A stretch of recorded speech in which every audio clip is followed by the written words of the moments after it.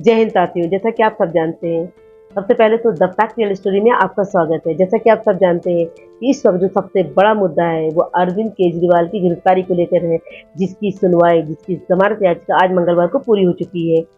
आम आदमी पार्टी के जो भी कार्यकर्ता थे, जो भी वकील थे, उनको पूरी उम्मीद थी कि आज फैसला सुना दिया जाएगा, लेकिन सुप्रीम कोर्ट ने अपने फैसले को सुरक्षित कर लिया गया है और ये कहा जा रहा है कि वक्त की कमी के कारण ऐसा हो पाया है और हो सकता है मे भी अगली सुनवाई 9 मई को पूरी हो सके। जैसा कि आप सब जानते हैं कि थर्ड फेज की जो भी वोटिंग चल रही है उसके बीच अदालत में ईडी और अरविंद केजरीवाल के वकील मनोज सिंघवी जो है उनके बीच बहुत ही गर्मागर्म बहस छिड़ी हुई थी अरविंद केजरीवाल के केस को लेकर। इस पर सुप्रीम कोर्ट ने बहुत ही कड़े सवाल ईडी से पूछे और ये भी कहा कि आप इस मुद्दे पर या फिर इनके बारे में कोई ठोस सबूत लाएं, नहीं तो वो अंतिम आदेश देने से पहले अंतरिम आदेश भी दे सकते हैं। इस तरह ईडी को के ईडी से जो सवाल पूछे गए सुप्रीम कोर्ट में और उसका जवाब भी मांगा गया और ये कहा गया कि अरविंद केजरीवाल को अगर जमानत दी गई तो उसके बाद कोई केस नहीं बनता है, कोई केस नहीं बनता है, क्योंकि जब ईडी ने ये पूछा, ईडी से सुप्रीम कोर्ट ने ये पूछा कि अगर उनको गिरफ्तार किया गया है तो ठीक, आप इलेक्शन से पहले उनको गिरफ्तार क्यों करते हैं?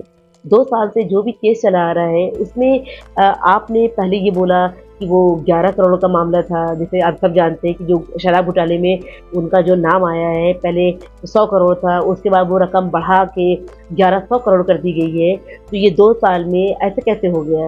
वो रकम जो पहले 100 करोड़ सामने आ रही थी, वो अब 1100 करोड़ कैसे हो गई?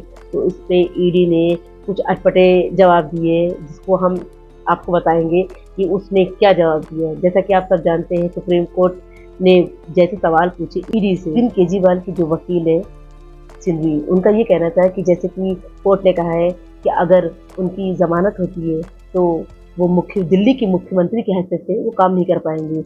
अगर ऐसी बात है तो फिर ये भी क्लियर की जाए, ये उनका कहना है कि अगर ऐसी बात है तो ये भी क्लियर किया जाए कि जो एलजी है वो कोई फाइल नहीं रोकेगी। दूसरी चीज, सरकार के काम में किसी भी तरह का कोई हस्तक्षेप नहीं करेगी।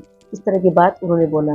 उसके बाद जब ये बात क्लियर होगी कि कोई उनके काम में कोई हस्तक्षेप नहीं होगा, फिर उन्होंने दूसरी बात बोली कि अरविंद केजरीवाल कोई आतंकवादी नहीं है, कोई कानून को तोड़ने वाले नहीं है, तो उनकी जमानत तो होनी चाहिए। इस पर ईडी का ये जवाब था कि क्या प्रचार करना, इलेक्शन प्रचार करना इतना ज़रूरी है? एक आम आदमी के लिए, एक आम आदमी और एक नेता के लिए क्या इतना ज़रूरी है प्रचार करना? ये ईडी का मतलब ये कहना था कि प्रचार करना क्या इतना ज़रूरी है कि उसके जो भी, अगर उन पे जो एलिगेंट्स लगाए गए हैं, जो भी किए गए हैं, तो क्या उसको नज़रअंदाज किया जा सकता है? ये ईडी का सवाल था। इस तरह आप जानते हैं जस्टिस संजीव खन्ना और जस्टिस दीपांकर दत्ता की जो बेंच ने ये सुनवाई की, उसके बाद ईडी की तरफ से जो सॉलिसिटर है, जो एसपी राजू है, उनका ये कहना था जैसे-जैसे जाँचें हमने शुरू की, तो फिर ये जाँच केजरीवाल पे नहीं थी, लेकिन जैसे-जैसे जाँच आगे बढ़ती चली गई, बहुत सारे केसेस सामने आते गए। पहले तो हमने उनको पर्टिकुलर उन पे नहीं किया था, लेकिन जैसे-जैसे जाँचें आगे बढ़ती गई, तो बहुत सारी चीज़ें सामने आती चली गई। उस बिना पे तो कोर्ट ने ये बोला कि ये आपकी जो जाँच है, इस पे कोई दम नहीं है, या फिर इस तरह की जो बातें कोर्ट में की गई कि जाँच आपकी शुरुआत में कुछ और थी, बढ़ते-बढ़ते कुछ कहीं और चली गई। 2 साल बहुत लंबा समय होता है। कोर्ट ने साफ कह दिया है कि ये कोई ठोस कोई ऐसा सबूत नहीं है, कोई केस नहीं है, या कोई एक असाधारण एक परिस्थिति है जिसमें उनको एक ज़मानत दी जा सकती है। जैसे अरविंद केजरीवाल का कहना है कि मुझे ज़मानत दी जाए। जिस तरह 7 चरणों में पूरे जो भी इलेक्शन हुए हैं, जिसमें 3 चरण कंप्लीट हो चुका है, अरविंद केजरीवाल का बस यही कहना है कि मुझे ज़मानत दी जाए। और सिंधी का भी ये कहना है कि यहाँ पे कोई ठोस, कोई इनके खिलाफ कोई एलिगेंट नहीं है जिससे उनको यहाँ रखा जाए। तो इस तरह सुनने में तो ऐसे ही लग रहा था कि जैसे बस कोर्ट अपना फैसला सुना ही देगी, लेकिन इस बीच ईडी बार-बार उनका विरोध कर रही थी और जमानत याचिका को खारिज करने के लिए कह रही थी। जिस तरह कोर्ट ने कहा कि पहले ईडी ने 100 करोड़ पे एक घोटाला रखा था, उसके बाद जब उनसे पूछा गया कि ये 11 क्यों हो गया, तब उसने बहुत ही एक अटपटी बात कही। ईडी की तरफ से आया कि ये जो शराब घोटाले में जो फ़ायदा हुआ है, उसको जोड़ के ये रकम बढ़ा दी गई है। तो सुप्रीम कोर्ट का ये कहना था कि ये कोई इस फायदे को इसमें जोड़ा नहीं जा सकता।